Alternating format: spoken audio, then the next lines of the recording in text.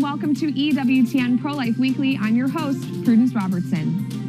Breaking news. The remains of 5 late-term aborted babies will reportedly be destroyed and with no chance of an autopsy, which could have determined if their deaths violated federal law. We bring you up to speed with the latest.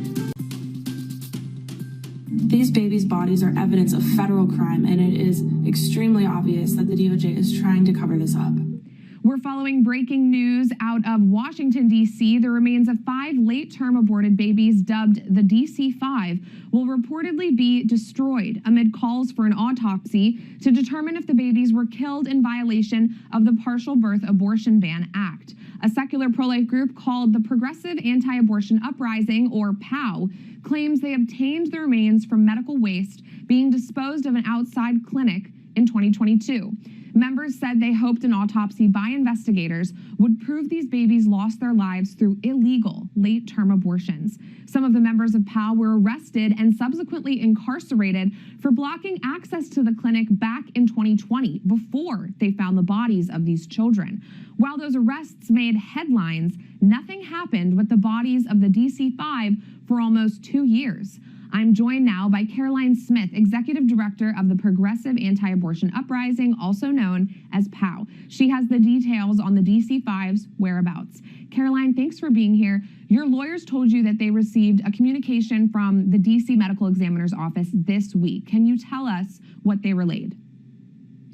Yeah, thank you so much for having me. So on Monday evening, we received word from our attorneys that they had been contacted by the DC Medical Examiner, and that is where the remains of the babies have been for the past 2 years.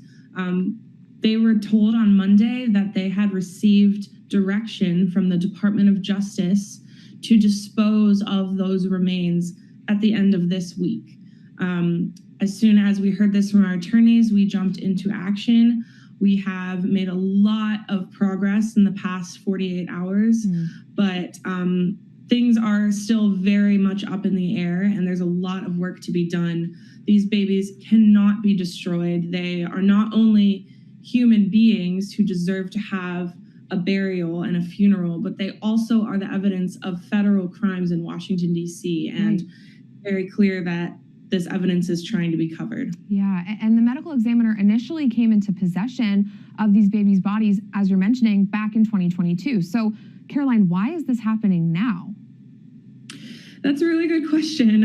Obviously, we can't know anything for sure, but it seems very clear to us that the DOJ understands that these are pretty significant evidence of Cesare Santangelo committing federal crimes, and it's very clear to us that they are collaborating with the DOJ, the medical examiner, the police department, the mayor's office, as well as the abortion industry, to do everything they can to protect these late-term abortionists, especially Cesare Santangelo. We are pretty certain it has to do with the upcoming sentencing of the rescuers that you mentioned earlier. Their sentencing is in May, and these babies provide clear evidence that this abortionist was performing illegal abortions. So, of course, they would do everything they can to try to cover up the evidence. Yeah, that's very interesting. And your position, Caroline, is that it's crucial that these autopsies happen, given that they could be evidence. Given the DOJ's unwillingness to investigate this matter, going on 2 years now, though, do you think that the man who carried out these abortions, Cesare Santangelo, would ever be held accountable, even if these autopsies do happen? Well, that's a good question. I believe so. And we are actually calling on Congress to hold congressional hearings for these babies in which they would have to bring the killer in to testify against his actions. We believe that these babies deserve to have a congressional hearing, and that is one of the asks that we are talking to members of Congress today.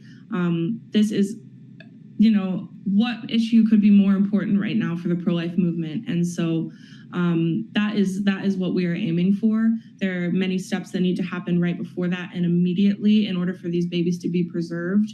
But we are ultimately aiming for congressional hearings for these children to hold their killer accountable. Yeah, and I know that today you're going onto the Hill to talk to members about this. Can you tell me a little bit more about the reaction, the response that you've gotten from members of Congress based on this latest development that we've heard this week? Yeah, so we were on the Hill all day yesterday, and we will be all day today as well. We have built together a coalition of pro-life organizations, and we're all going to be going together. We've been going and lobbying to these representatives for almost 2 years now, begging them to do something to understand the importance of this issue. And they understand the importance, but it hasn't been until this week that they've understood the urgency. And I have been encouraged by responses we have gotten. We have gotten many important meetings that we're going to today.